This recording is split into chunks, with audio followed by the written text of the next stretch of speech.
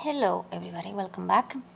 So, I wanted to talk to you about something that um, most people will not tell you, and nobody wants to admit this, but it's kind of like if you were an alien from another planet and came here, you will come to this conclusion, and it's like obvious because when you see some things from another perspective, it's kind of obvious, but if you are seeing it from your own eyes, it might not work.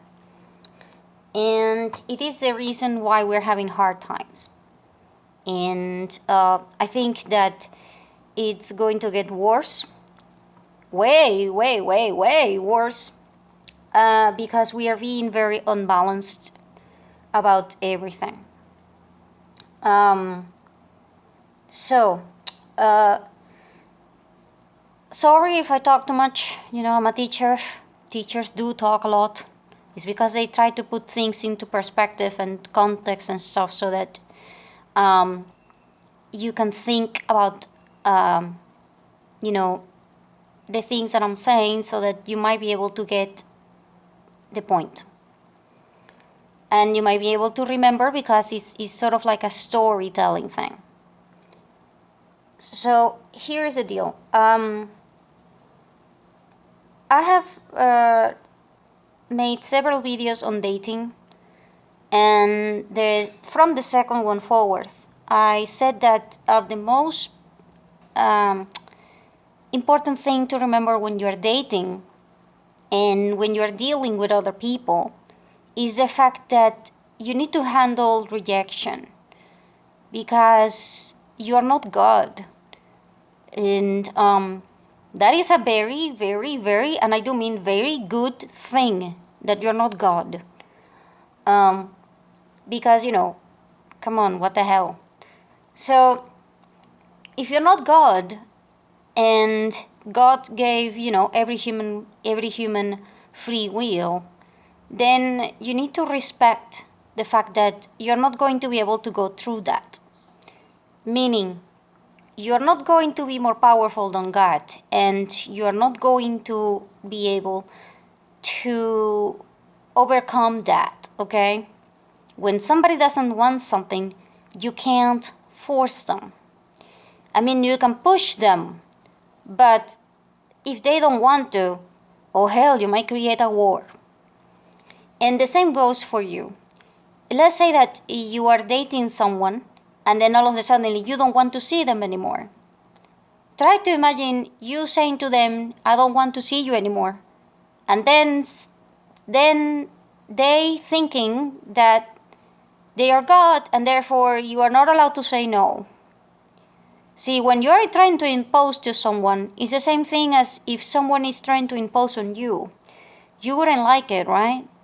Because you have the right to say no. And everybody has to respect that. And nobody does respect that. So let me explain this so that you will understand why this is creating a hard time for absolutely everyone.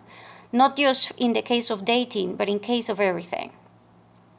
So, before I continue, I wanted to remind you that down below is my email in case that you want to help me out by sending an Amazon gift card. So thank you very much. I really appreciate it. And here I go. Here's the deal.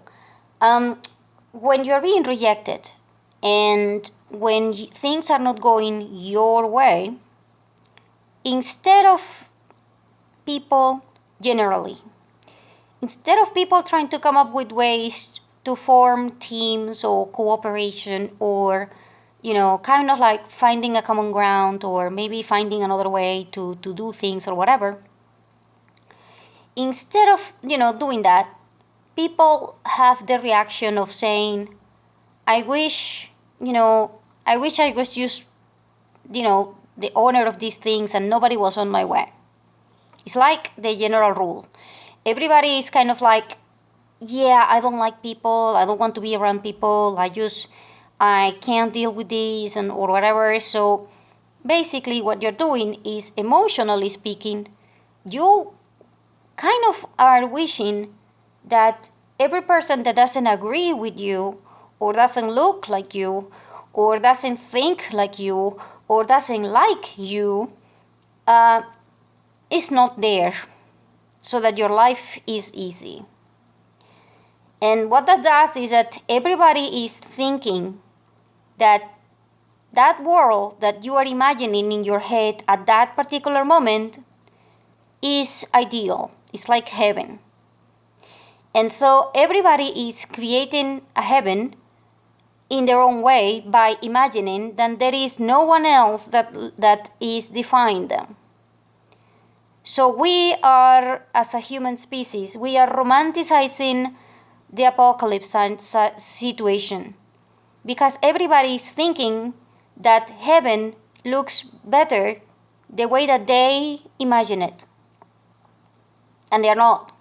So basically, they are not imagining sharing heaven with people that do not look like them, do not act like them, do not think like them, do not like them, do not love them, or do not, do things the way that they do. So instead of, supporting, learning through each other, and growing together or something like that, we are thinking, yeah, I just want, to be left alone, and I don't want to have anyone and things like that. And we are kind of thinking that the best way to do things, it will be for the humans to be less, instead of just accepting the fact that we are all here, we all have a right to be here, and we need to figure out a way to fit all of us together. And for that, we need something called respect. We are not dealing with respect to anyone. I'm not saying you or someone that you know or whatever. I'm just saying that we do this in general. And this is creating hell for everyone else, because obviously you don't want someone to impose their views on you, but you want to impose your views on them. So how does that work? I mean, honest. If you put the two of you together in God's, room, God will say, okay, you either figure out how the hell to do work together, the both of you, or you can destroy each other. Or if I have to intervene, yeah, you're not going to like it, because I'm going to be equal to both of you. Kind of like that. You see? Because it's kind of like you being a parent and you have two kids. And one of them is like, I'm older, you have to listen to me. And the younger is like, oh, hell no, I don't want to. And then you're the parent and you're kind of like, oh, hell, you have to understand that you two are brothers. You can't fight. And you need to understand each other and you need to respect each other. And then it's kind of like a fighting thing. But try to imagine that with all of the adults in the world. All of the adults are fighting other adults. That's why kids are now growing in an environment in which adults are tired. Because when you're fighting other adults, of course you're going to be tired. Everybody's pissed, of course, because, nothing is going our way.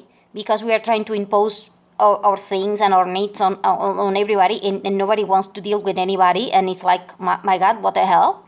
So, of course, we're pissed. We are also kind of like out of control, because when things don't go the way or whatever, most people are like, oh, hell, I'm not killing anyone. I'm not going to go to jail. I'm not going to steal. I'm not going to go, against my principles and stuff. But then, what you do is, instead of destroying everything, you self-destruct, meaning you go into cigarettes. You go into, if the fight that you're having is with your wife or your husband, you go and cheat on them and stuff like that, and then you get an STD, and then you get, more pharmaceutical things, and then you go and you make yourself addicted to whatever the hell, drugs, whatever the hell is available, alcohol, whatever, because you don't know how the hell to destroy everything without destroying everything, because that's what you want to do. It's kind of like that, because you have this emotion inside of you that is kind of like, I want to be left alone, but I don't know how to do that because I don't want to destroy everything. So instead of you acting like that, you just go crazy with yourself. And then the kids around you are saying that that's the way that you are supposed to handle emotions. By you being all the time on your cell phone, by you being all the time with your cigarettes or your alcohol or whatever the hell you are dealing with. And then on top of that, nobody seems to want to understand their own bodies. And since nobody wants to understand how the hell our body works, because we're stressed, we are pushing our bodies to the limit. It's kind of like our bodies are kind of like, oh my God, what the hell? Are we dying? Are we running? Are we flying? Are we what? Because we are sending the signals to our body that we are in danger. So our bodies are like, okay, so what else do you need? Do you need more oxygen? Do you need more blood? Do you need more what, and whatever? And your body will actually start having panic attacks and anxiety and a lot of things. And then you get sick. So you are now tired, pissed, with addictions, and on top of that, now you're actually sick.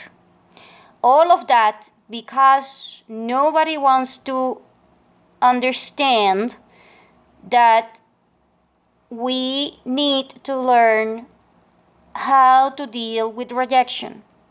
And we need to learn something called respect. Now, is it easy? Oh, hell no. But here's the deal. There are people out there that will teach you something called neuro-linguistic programming thing.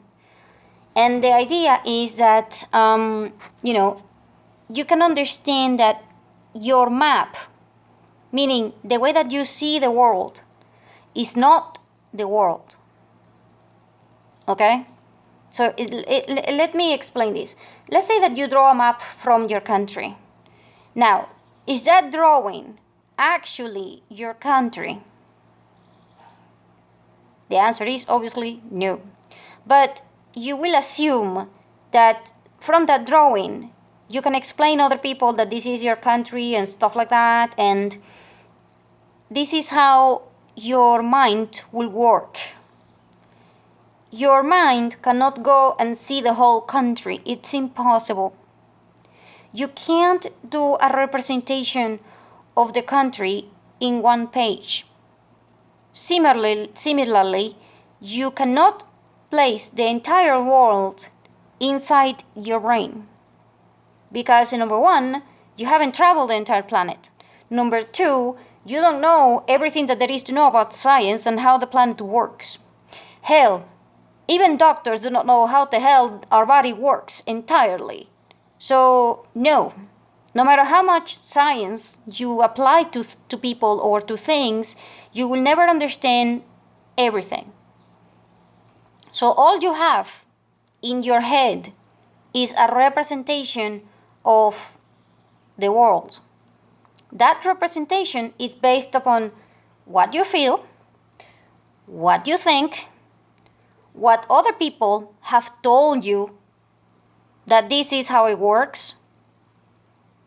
And that is where things get really complicated. Because if you believe what other people tell you, and yet you are an adult right now, and you still believe fairy tales and stuff like that from things and that you have been known for now that they are wrong, and yet you have those two conflicts inside your head, how do you think it's going to affect that particular map? So, second question, do you understand that your map is not the same map that somebody else is drawing? Okay, let me explain this. Let's say that you are drawing a map, okay? And you're very good. And then you have an artist right next to you. And that person draws this map. Whose maps do you think is going to look better? Yours or his? For all I know, you might be an engineer, so your map might be very, very, very accurate. But it will not look that pretty. But if an artist designs this map, it's going to look amazing, but it might not be accurate. My point is that people will do their own mapping, and in order for you to respect them, you have to understand that their map is not yours. However, if you have two maps and you place them one on top of each other, you will find common ground in one of them. One of the periods of that map is going to collide. Has to be something in there, okay, that will show you this. So, this is food for thought for the moment, okay? So thank you.